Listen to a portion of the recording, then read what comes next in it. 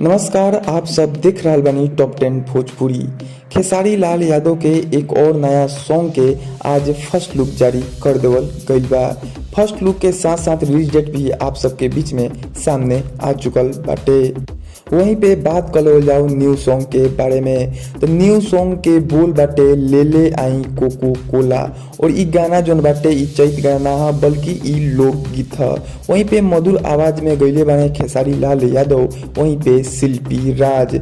और ई गाना के लिखले बने प्रकाश बारूद। और ई गाना आप सबके बीच में आ रहा बाटे गणनायक फिल्म इंटरटेनमेंट के चैनल के माध्यम से।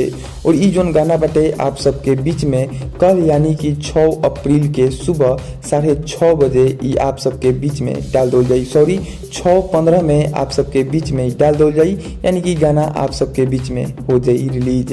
तो फर्स्ट लुक आप सबके कैसा लागल है कमेंट बॉक्स में जरूर बताइम। और वेट करी कल के, और कल जैसे ही गाना आई आप सब प्यार से खूब सुनम और खूब शेयर करम और गाना के सुपर हिट बना देम।